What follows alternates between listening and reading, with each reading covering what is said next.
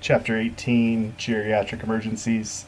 In this lecture, we'll talk about the considerations when treating a geriatric patient, um, comorbidities, which will be other diseases that geriatric patients normally have, and also some that they just from having TMB, too many birthdays, atherosclerosis, which is plaque buildup in the arteries, arterial sclerosis, a hardening of the arteries. It's all parts of cardiovascular disease that will affect them in medical emergencies, whether it be chest pain, considerations of how indicative of the signs and symptoms may be to myocardial infarction or heart attack, stroke. Also, considerations that we take when we are treating a geriatric patient in a trauma call, based off the mechanism of injury and how a geriatric patient is not going to be able to compensate as well as a younger adult patient.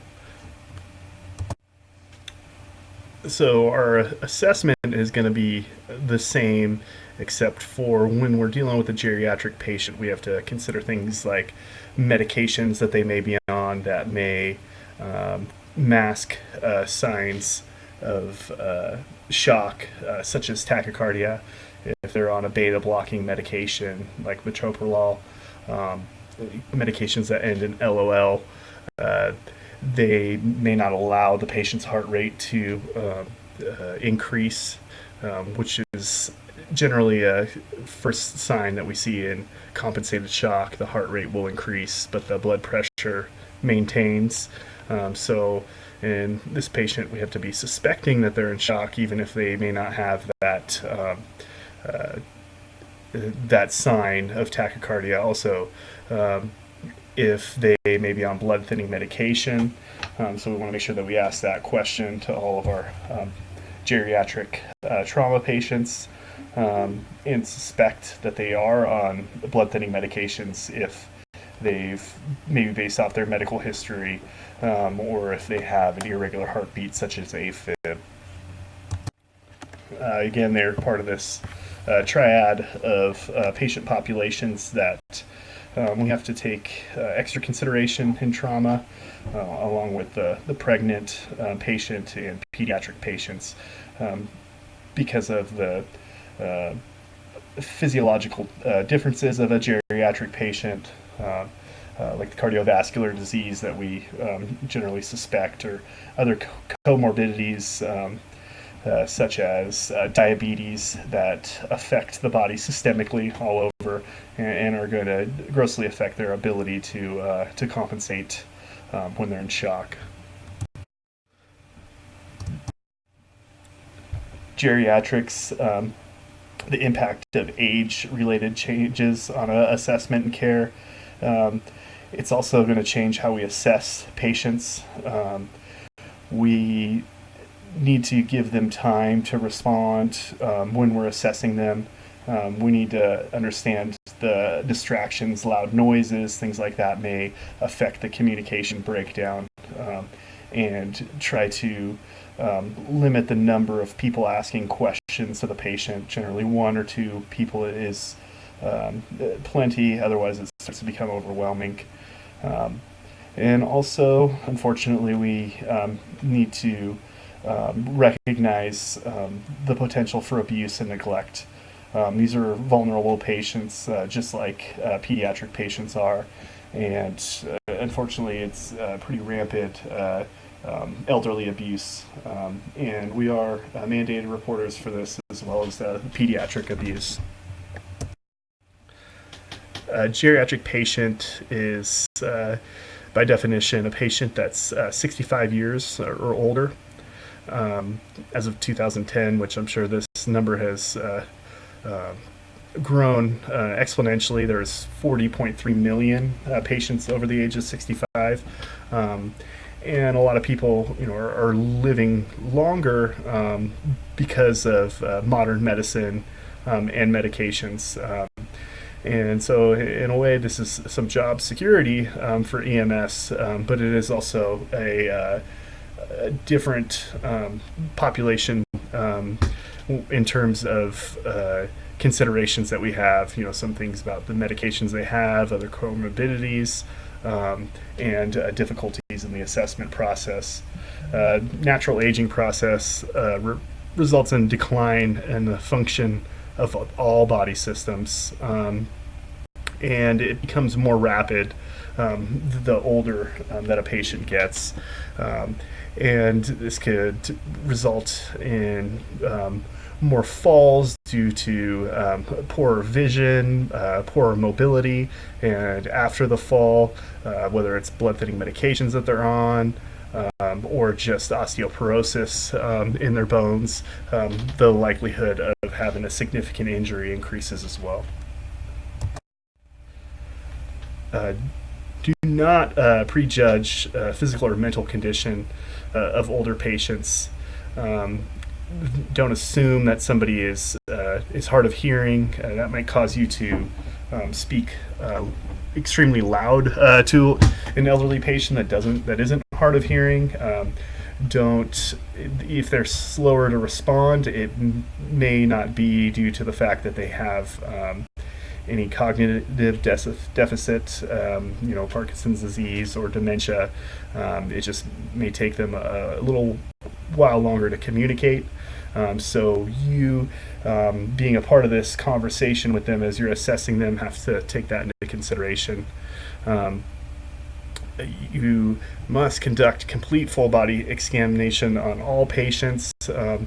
We've talked about how if it's a medical call, we need to rule out trauma, and this is definitely very true. Their complaint may be being lightheaded, and then when you go in there, especially if patients that live by themselves, we have to take the extra time to do full body examination, head to toe assessment, look for any other signs of trauma that might have occurred. There's a bunch of sensory changes that happen. Hearing and sight are kind of the most social senses that we have. And as we get older, we lose both of those. Driving, walking can all become hazardous. Slips, falls, the motor vehicle accident can be more detrimental to a geriatric patient just due to the aging process. The brain is a muscle and it atrophies over time. And so if a patient is involved in a motor vehicle accident and that third part of the accident where their organs slide forward, there's more room for them to move forward and back again, like in the cranial vault with the brain, that can cause traumatic brain injuries that may not be as detrimental to other occupants of the same vehicle that may not have that same brain atrophy. Impaired vision, confusion can contribute to mistakes in taking medication. Fixed incomes, so social, economic difficulties may cause them to be forced to make decisions between food and medications. So they may try to take less medication, half a pill instead of a pill, and then that might result in their medications not being at a therapeutic level and causing problems. They also may be confused and take more medication than they need, or just their own, through the aging process, changes in function of their liver or kidneys may not have their body processing and eliminating the medications the same way, so they may have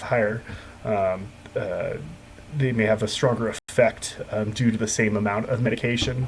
So an overdose from pain medication unintentionally by taking just the same amount of pain medication, but now their body isn't metabolizing that medication the same way. Some older adults require use of hearing aids or glasses. So these are things that we can help have them gather up so that they can hear us, hear the doctor, be able to see, get their things together while we're on scene waiting for a transporting ambulance. Also, people with certain inner ear disorders, that's where our sense of balance comes from, and they may be even more prone to falls. Be certain an older patient can hear and understand what you're saying. You don't necessarily need to talk or yell at the patient. Oftentimes, they may just need to be able to see your lips as you're speaking. So speak slowly, speak clearly. Don't shout. Ask if they can hear you. Speak directly into the patient's ear. Maintain eye contact if they are reading your lips. If you find, they're deaf on one side, so they can't hear out of their right ear, this is also good information to pass along to the transporting ambulance when they come, so you can kind of save them from maybe having the same mistakes when you first started assessing them and were talking on the right side and they weren't hearing you. It's pertinent information to kind of pass along that continuity of care. If you still are having difficulties communicating, sometimes we forget about the old paper and pencil. Having them be able to write things down for us sometimes can help. Sign language, if you know it and they know it, can be helpful. Maybe having them point to where pain is or where it hurts, can also help using verbal and nonverbal cues. For the patient who is blind, you may be able to pick up on some of these cues, service dog, cane, eyeglasses, and just realize part of our job is to just try to keep the anxiety low for the patient, keep them calm. So when we are moving them or checking their blood pressure, be sure that we're letting them know things that we're doing before they do it. Kind of a classic sign is you're going to take somebody out of a gurney, out of a home, and there's going to be a couple bumps over the doorway, and you start rolling them over the doorway, and there's a couple bumps here as you already have crossed over the threshold of the doorway, and they've already kind of felt that. Well, they've already had that little kind of shock or anxiety, maybe sense of falling. So try to give them a little bit of a heads up before you do anything, or when you're moving them, if it's something that may cause them a little bit of anxiety. Visually impaired patients oftentimes can feel vulnerable during an emergency. So be sure you're telling them what's happening, identify noises, describe surroundings, find out their name and use it. This is good for all patients. I try to generally use a patient's name 2 or 3 times, maybe over the top, but that way it's kind of stuck into my head. Can be kind of embarrassing in a way and separates you from the patient a little bit if you're treating them in an emergency and you realize you don't know their name, or you have to ask their name a few minutes, 10-15 minutes after being with them. Provide emotional support. This goes to it might be a simple call for us, a hip fracture. The leg is obviously rotated outward, it's shortened, their vital signs are stable, they seem to be okay, and we're just waiting for the transporting ambulance to medicate and help package and remove the patient. Realize what's going through the patient's head. Even if they're not outwardly speaking about it, I'm sure that they have concerns about what's going to happen next. They may even have many friends who have gone down the same path. They know they fell, they broke their hip, and then now they've gone to a rehab center. They're no longer able to live in their own home. A lot of times the concern of patients is elderly patients can be giving up control. And so this is something that we have to understand as we're assessing them and providing care. Keep eyeglasses with the patient if possible. If we're getting ready to transport them, is there anything that they need? Do they need their medications, their eyeglasses, a hearing aid, a walking cane, maybe a portable oxygen tank if they're always on oxygen, kind of thinking ahead to this. Hopefully this patient will be coming back into their home.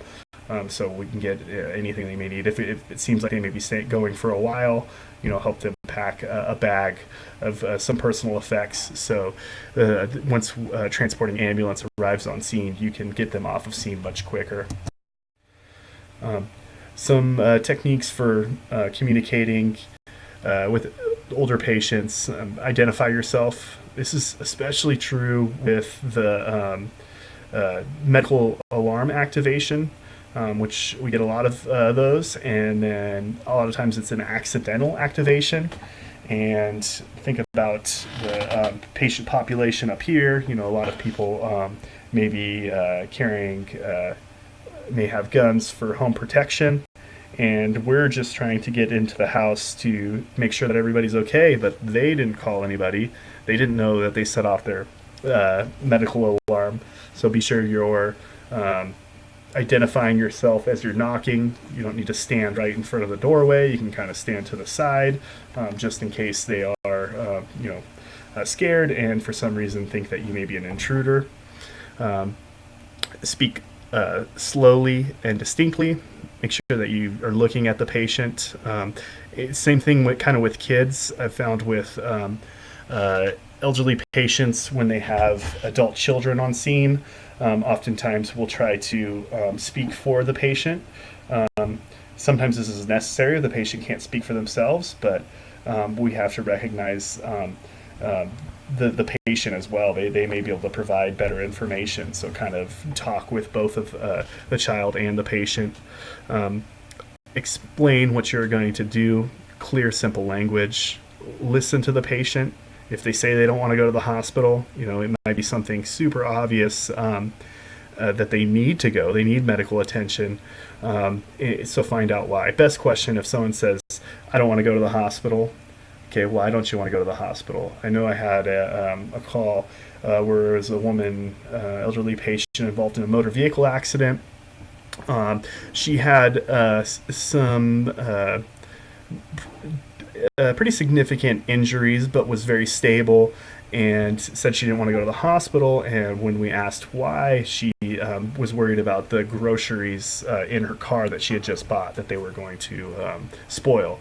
And luckily there was a quick thinking firefighter on scene who asked where her local, where she lived and knew of the local fire department there, and said, oh, well, we can get those groceries and we'll hold them over there at that fire department for you for when you get out.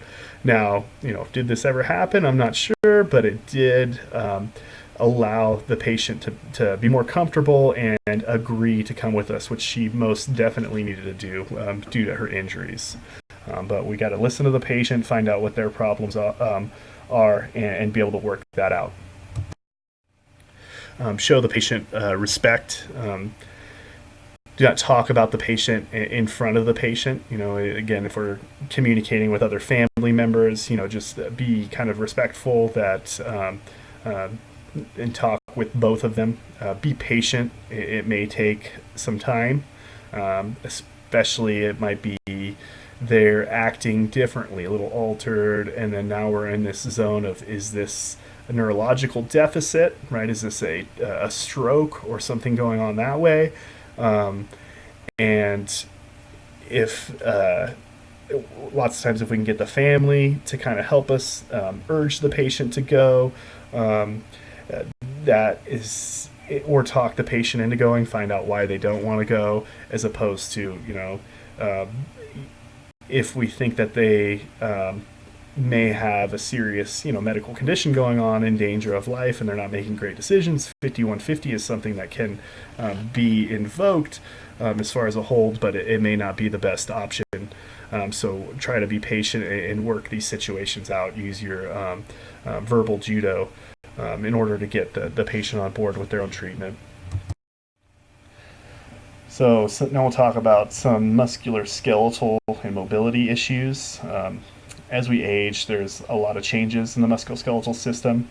They lose strength. The discs between the vertebrae start to narrow. It causes a loss of height. You're going to have a curvature of the spine. If it's kind of to the side, it's that scoliosis. If the head is leaning forward down and they got that big hump back on the top of their spine, that's kyphosis. And if their head is leaned backwards, lordosis. Any of those are going to make a patient difficult to backboard, are going to cause voids, may cause it to be impossible to get a C-collar on them. So we may have to, the same as when we think about kids, we may have to adjust some equipment, roll up a blanket or something to get that spinal motion restriction. Bones in the skeletal system lose strength, become more brittle, can break. A simple ground level fall can most certainly fracture a femoral head, fracture a hip. They also have that loss of balance, so these falls are going to be more likely to happen. These changes result in increased incidence of falls among older patients and increased risk of brain injury because the blood vessels are more fragile. Brain gets smaller as a person ages. The atrophy, like coup contra coup movement inside the skull, especially when they're in a motor vehicle accident or have a fall. As a person ages, movements become slower. Lend a helping hand or a supporting arm. They may have some chronic pain, so you may be trying to assist them into a standing position from sitting down, and just by you grabbing their arm or their shoulder or trying to help pull them may cause pain. So a lot of times I'll just ask the patient straight up, so we need to get you onto the gurney here. How can I best help you? And it may just be lending that helping arm, having them be able to pull themselves up using you as support. Allow enough time for patients to move safely rather than trying to rush them, especially if it's not an emergent move that you're trying to execute. Fractures occur frequently. Loss of bone density, osteoporosis, fractures of wrist, spine, and hip, very common. They have a reduced awareness of pain. But not just the pain that we're worried about when we see a fracture, but if they are moving that extremity or it's not immobilized, it may tear more blood vessels, cause more damage, more bleeding, maybe more significant. The reduced awareness of pain, if it's a blunt force trauma or a closed injury, may mask how significant the injury is. Hip fracture is very common, most frequently in older women. Injured leg, usually, not always, it's shortened in relation to their other leg. The toes of the injured leg externally rotated, so that's the outwardly rotated and shorter. Splint the patient, transport promptly, treat for shock, gives supportive care of their ABCs, emotional support.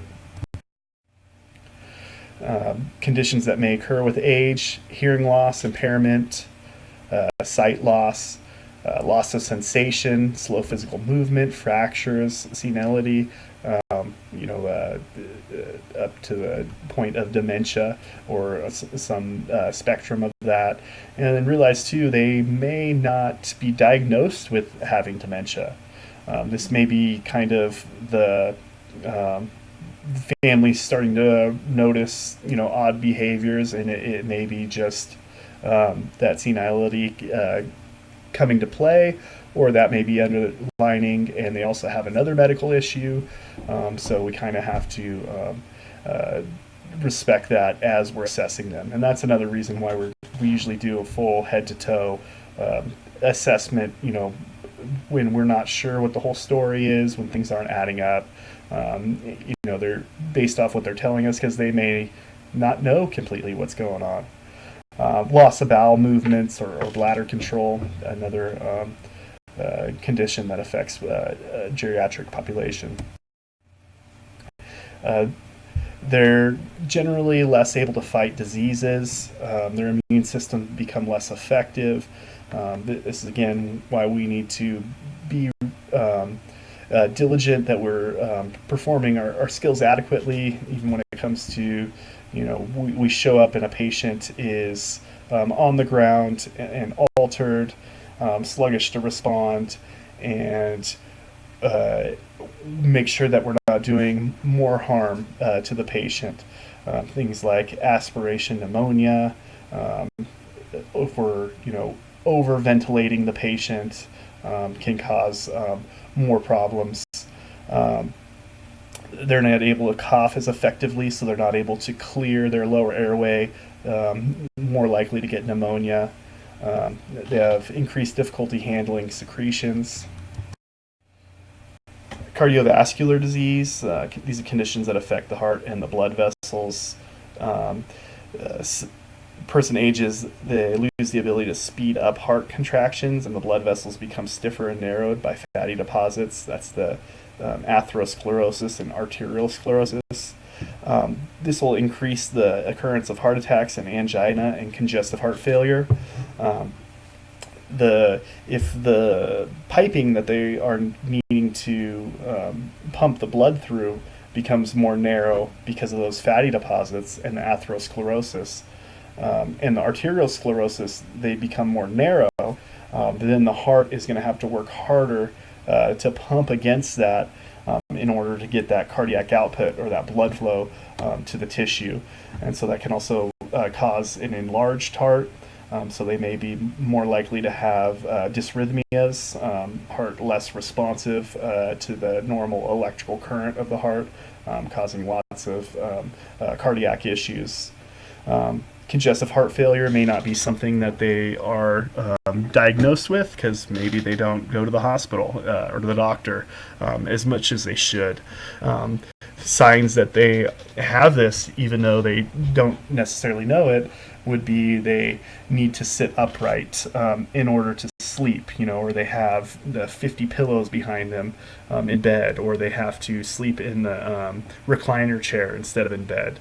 A lot of this is that positioning sitting upright just so that they're able to breathe, so that pulmonary edema, the fluid, the blood flow, or the blood that's backed up from the heart that's into their lungs, if they sit upright, it's down lower at the bases of their lungs to be able to allow them to be able to breathe better, have better oxygen exchange to the top of their lungs.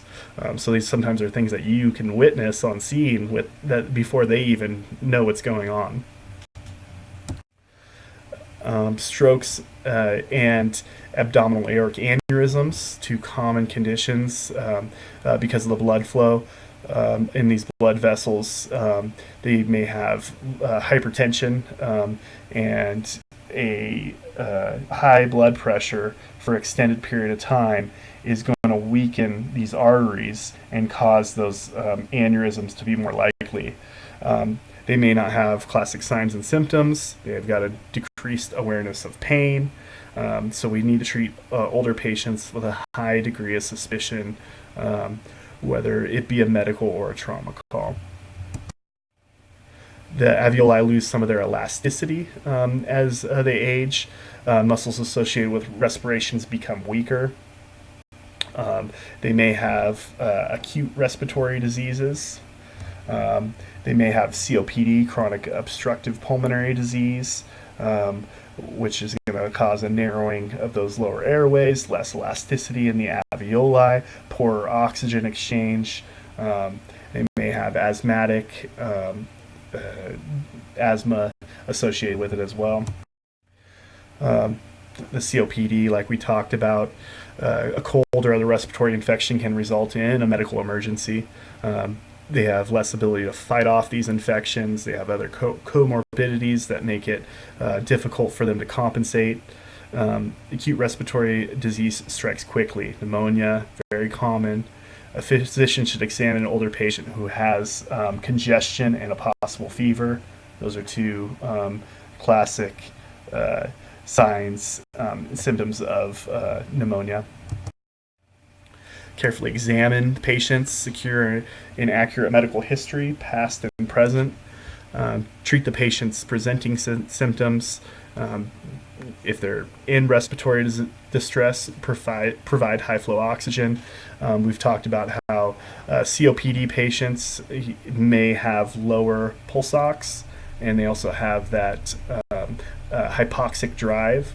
So we do want to, especially over a long period of time at home care for them, they need to be careful with increasing the amount of home oxygen that they're on without direction of a doctor.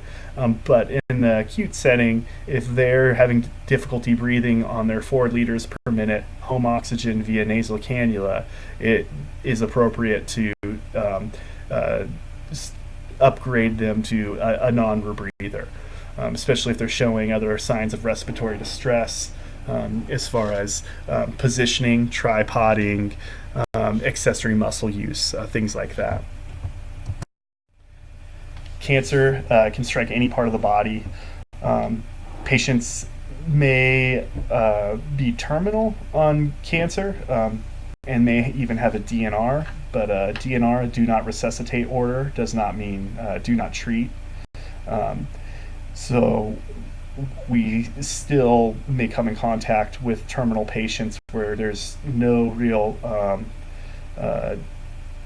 not seeing an opportunity to essentially cure them of their ailments and of their cancer.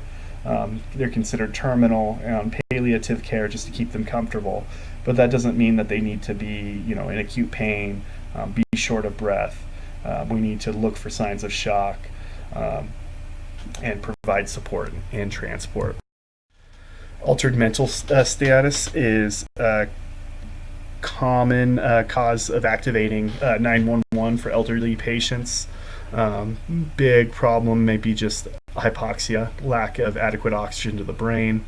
Low blood sugar may be another one, due to they may have developed diabetes as they get older, and their body is less responsive to the insulin that's produced. So now body's producing insulin, and they have high levels of sugar in the blood, but they're not able to get any of that sugar into the cell in order for their body to use it, because the amount of insulin isn't enough anymore. So a good question to ask when we're talking about diabetes is, do they use insulin? Are they on medications for it? Hypothermia is a big concern. Kind of my big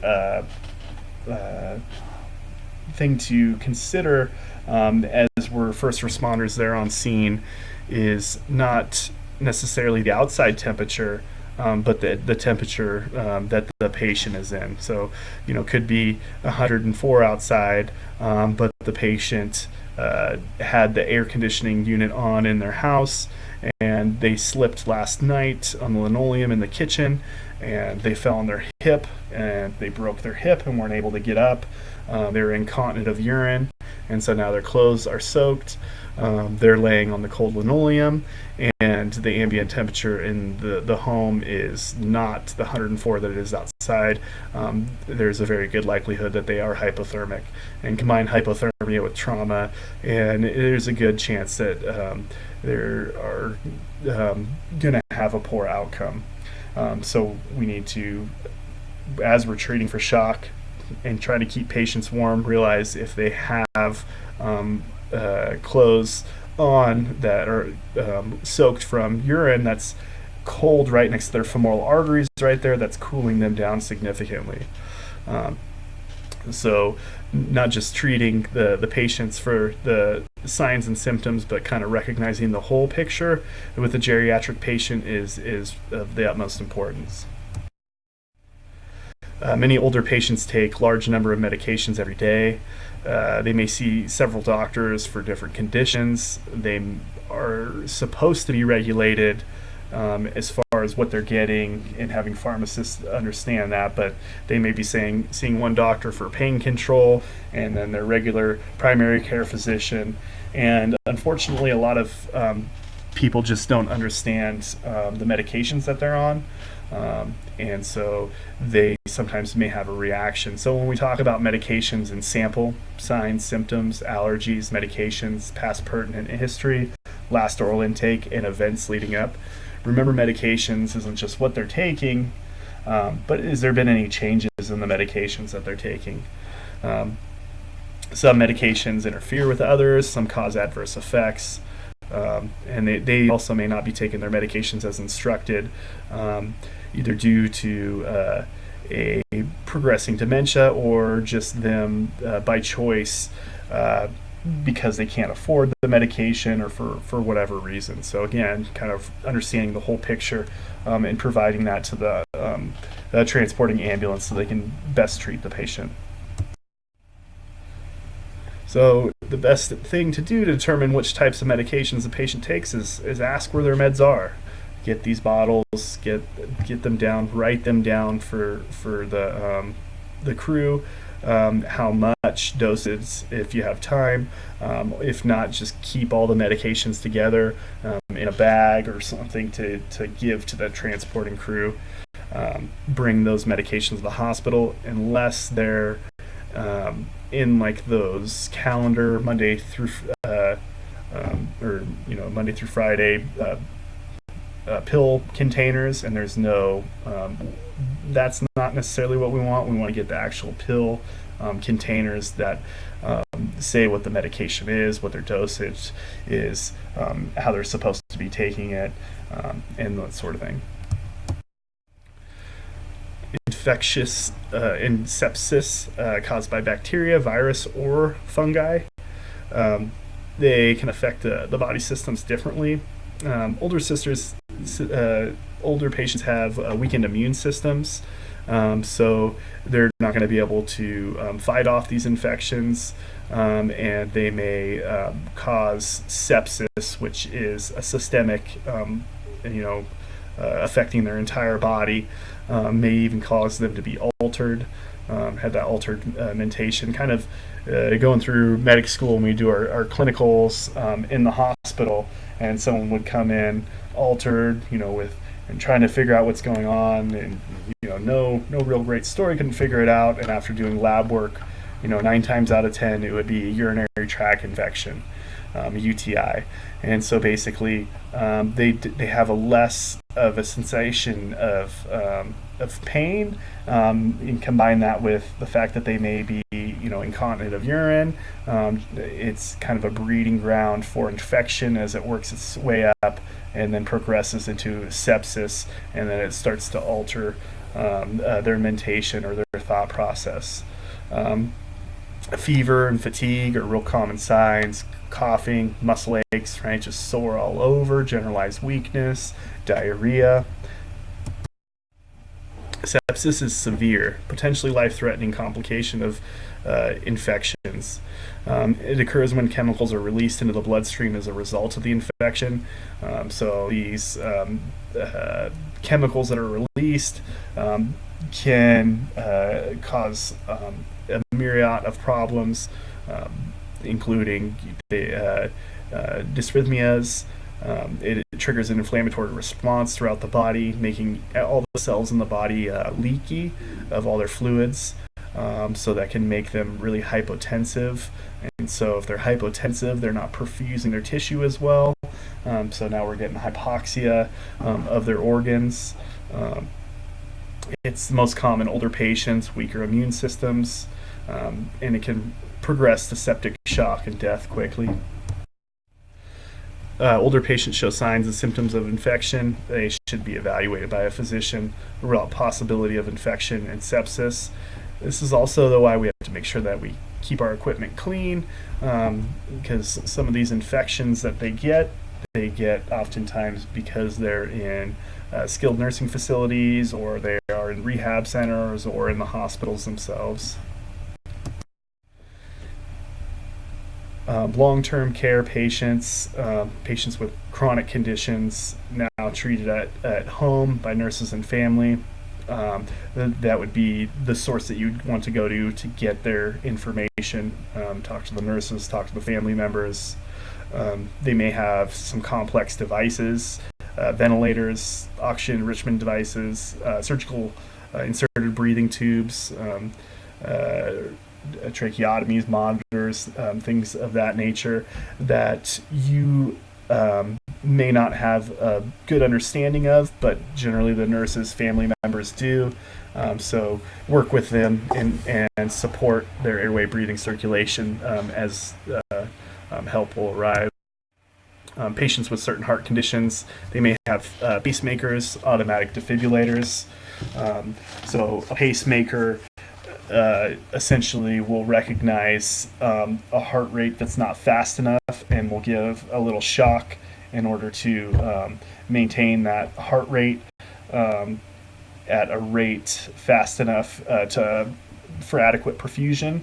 Defibrillator will recognize a potentially lethal dysrhythmia of the heart and provide a shock. The defibrillator may be shocking inappropriately, or oftentimes they are shocking appropriately, and this patient just keeps going into this dysrhythmia. But very painful for the patient and causes an extreme amount of anxiety. You can imagine once they've been shocked a few times by essentially something implanted in their chest without any warning.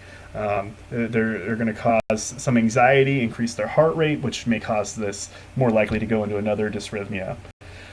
Tubes inserted into the patient's arm, neck, or stomach may provide fluids or food. They may also have a fistula, so that's essentially a tube that's implanted to connect their venous and arterial system for when they're on dialysis, so that they can circulate blood outside of the body through a machine because of kidney failure that they have, and then circulate it back in. So if they have one of these, you don't want to take a blood pressure on that arm. You want to try to use a different arm.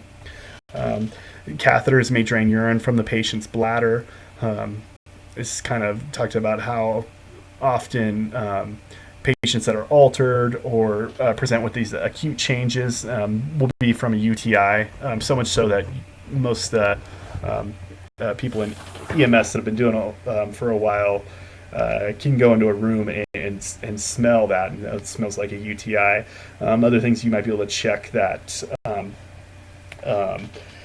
catheter for, if they have a Foley cath, and is how much urine output they've had, the color of it. If it's really dark in urine, then they may be dehydrated.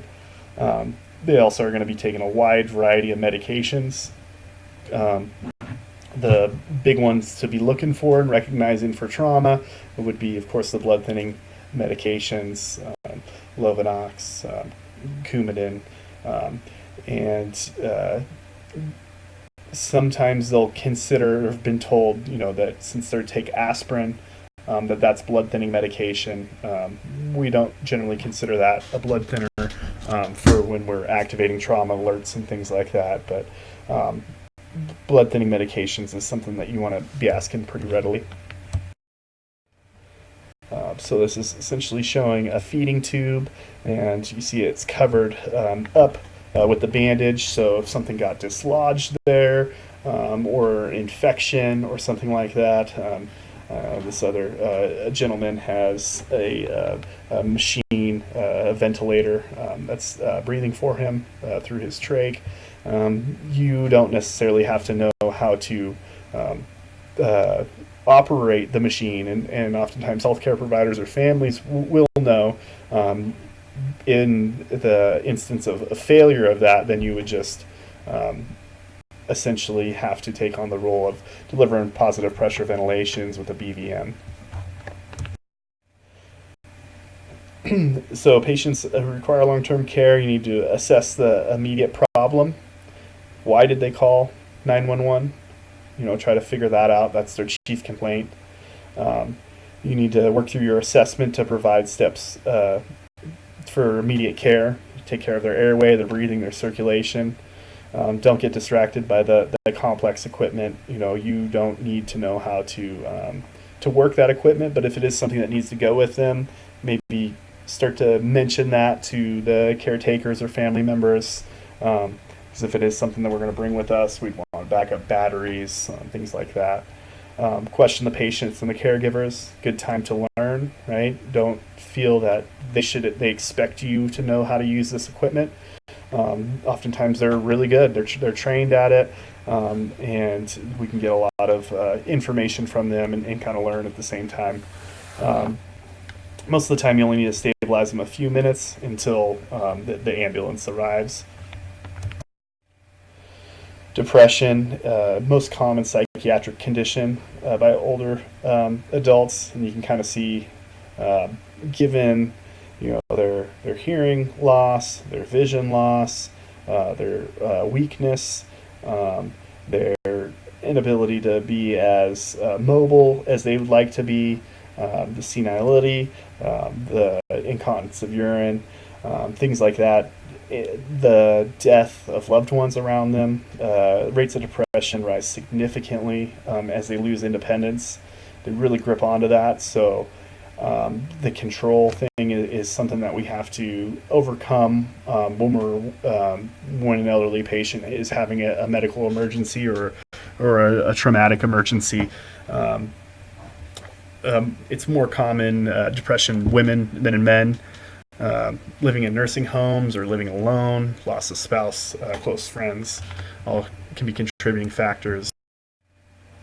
Declining health, things that we talked about, these chronic conditions, a terminal illness that they may have. So be alert for these signs and symptoms of sadness and despair. When people have depression, it's appropriate to ask them, if they have, suicidal thoughts, if they have a plan. That way we can connect them up to the best help as we get them to the next level of care.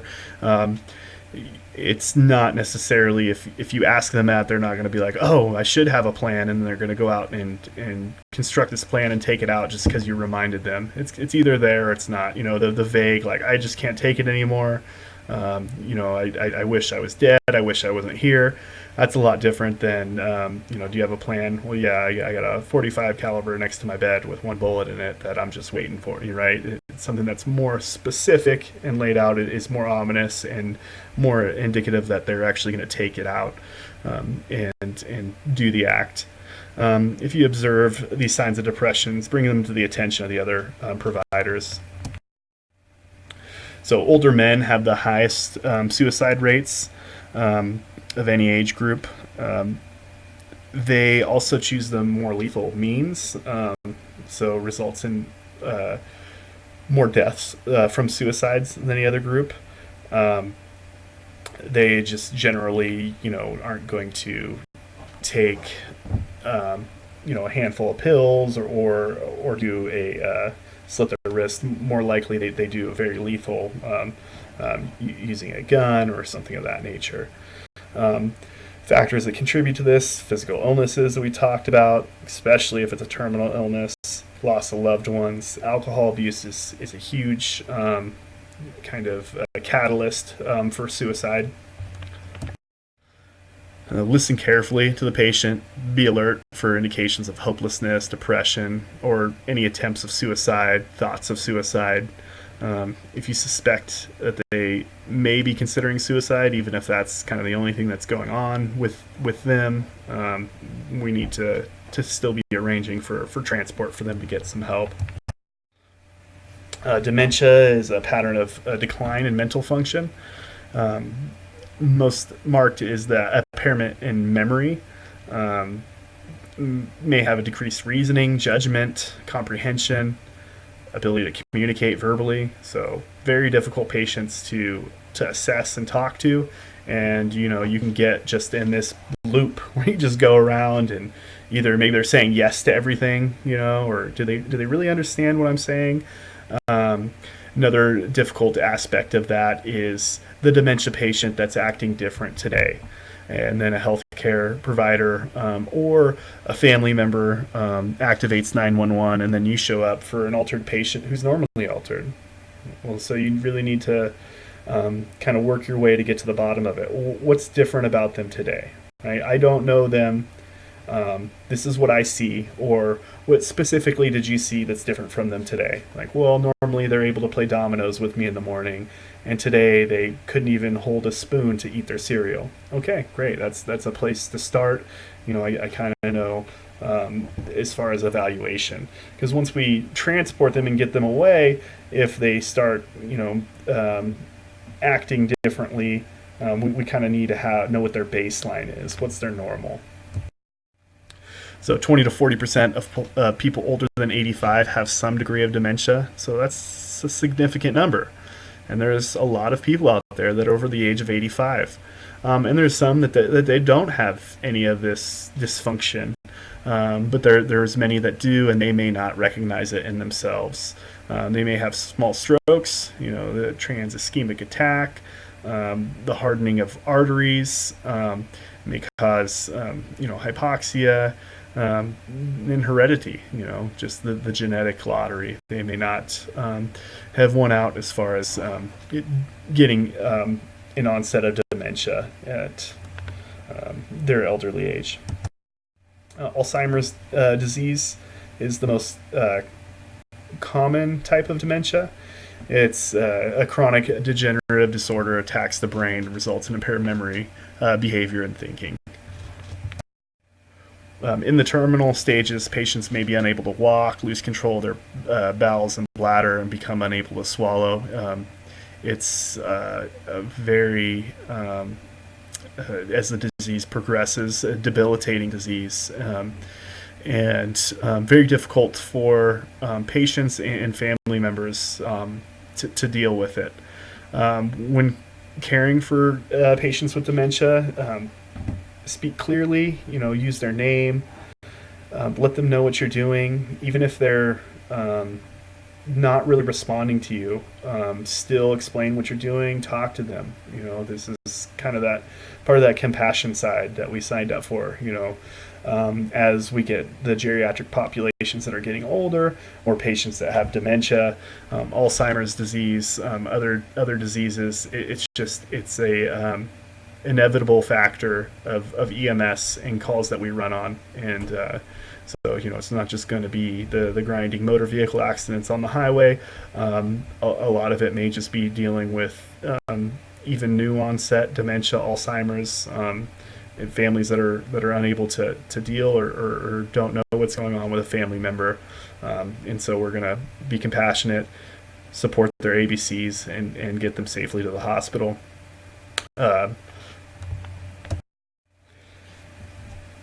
You may need to rely on family members to provide the medical history, but again, still, make contact with your patient.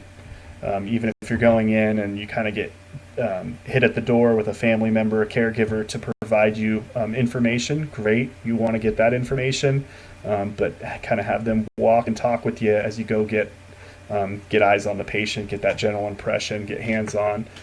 Check that pulse, kind of get an idea of what's going on. Use a kind, caring approach, respectful, get on their level. Hospice care brings together a variety of caregivers. They provide physical, emotional, spiritual, social, economic care for patients who have terminal illnesses, expected to die within 6 months. The care is different. When we get to that point, when somebody is terminal, we refer to it as palliative care. So we're really just trying to make the patient more comfortable as they have their final time. They may have some programs to help with pain relief, supportive care. So they may be having oral medications, special pain relieving patches. So be careful with those when you're kind of evaluating a patient. You may not be carrying Narcan, but if they have a patch, a fentanyl patch, just removing it with your gloved hand, make sure you don't get that on you, and then clearing it away with some gauze. That way they're not getting any more of that medication. Um, we're usually called when they experience unexpected problems such as shortness of breath. I've had a few instances where been called to a home with somebody that's on in-home hospice care, and sometimes the dead giveaway is a hospital-style bed inside the home. Right? It's kind of okay. This is something they've been planned for, and one instance in particular, it was a son who called 911 after his mom had a seizure, and she had been taken off her seizure medication because it was making her nauseous, and he was not the power of attorney. She was not alert enough to be able to decline medical treatment. So we were at a point where we were just standing by and assessing her and waiting for her to kind of come out of that postictal stage, and waiting for the other brother who had power of attorney that could speak on her behalf that she did not want medical treatment.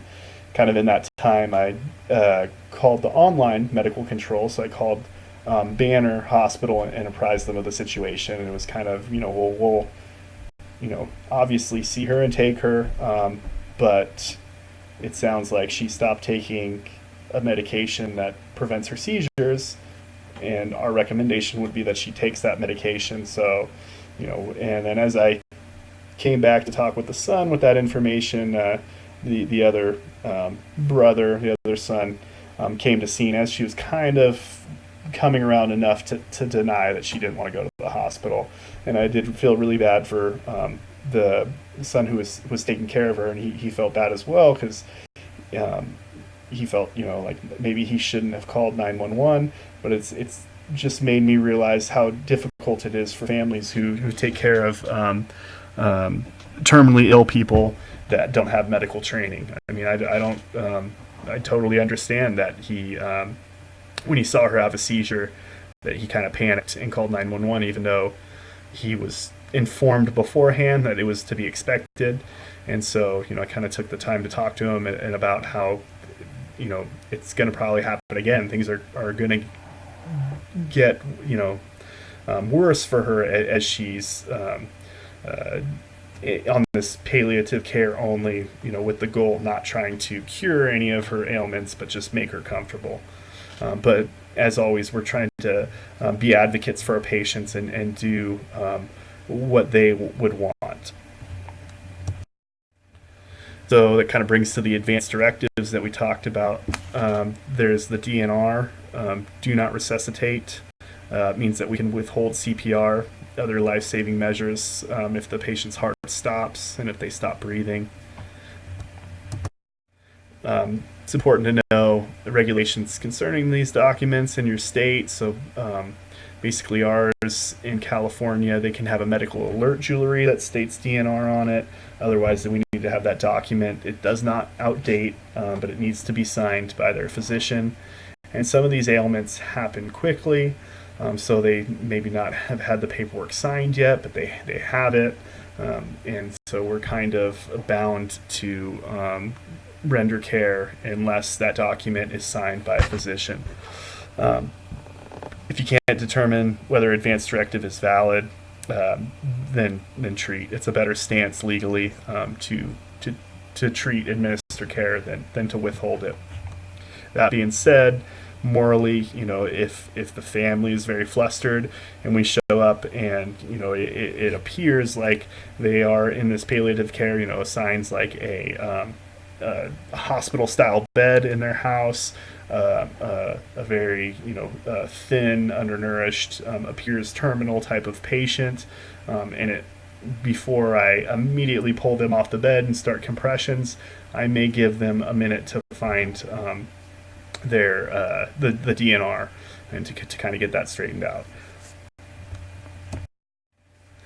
Elder abuse, older adults who are physically weak, mentally compromised are at high risk of abuse by either a spouse, family member, definitely caregivers, whether it be out of frustration or even just they are bad people. And there's videos out there, of the healthcare or care providers, abusing the elderly. May be physical. Surprisingly, it might be sexual. But a lot of that's kind of more of a psychological control thing, emotional, or financial. A lot of family living there, and then the quarters, or where they have the patient, is back into this, tiny room or whatever. All these signs are of some type of abuse and should be investigated. So pass that information along. Might have some bruises, some burns, especially trauma to the genitalia area, are all some signs of neglect. If you suspect abuse, please report it to the authorities. We are mandated reporters.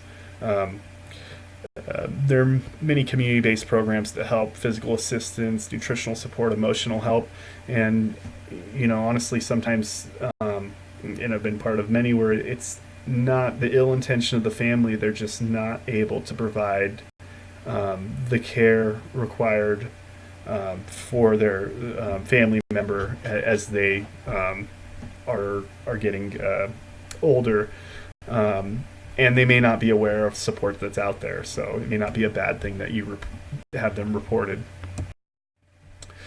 So in summary, the natural aging process results in decline in essentially all body systems, functions, sensory, musculoskeletal changes, making them less able to fight off infection, more likely to have fractures, more likely to have falls, more likely to have a significant injury due to the falls. We should be suspecting all geriatric patients have some sort of cardiovascular respiratory disease as they're getting older. 3 common causes of altered mental status: that hypoxia, lack of oxygen to the brain; hypoglycemia, low blood glucose levels; or hypothermia. Do not overlook signs of mental health problems in older patients: depression, suicidal thoughts, dementia. Don't overlook elderly abuse in whatever the form that it is. And just make sure that when you're treating elderly patients, that you do so, with respect and dignity that you would want your elderly family members to receive. So to review, question 1, when caring for an older patient who is hearing impaired, you should A, speak very loudly to be sure the patient can hear you; B, speak directly into the patient's ear or maintain eye contact for lip readers; C, assume the patient can read lips; D, do not attempt to communicate because it only frustrates the patient. B is the most appropriate answer. Speak directly into the patient's ear or maintain eye contact if they're a lip reader. Also remember that writing may potentially be something that's helpful. Question 2, factors occur frequently in geriatric population due to a condition that weakens bones known as a syncope. B, osteoporosis; C, dementia; D, dislocation. So syncope is that brief loss of consciousness; osteoporosis, weakening of the bones; dementia is that cognitive deficits; and dislocation is separation of a joint. Right answer would be B, osteoporosis. Question 3, which of the following statements regarding suicide in older adults is most accurate? A, older women have the highest rate of suicide; B, most older people seek counseling when they become depressed; C, older patients tend to use more lethal means than younger patients; D, alcohol abuse is not a contributing factor. So older women have the higher rate of depression, but not suicide. Older patients tend to use more lethal means than younger patients. C, the right answer, and specifically males generally use more lethal means as well.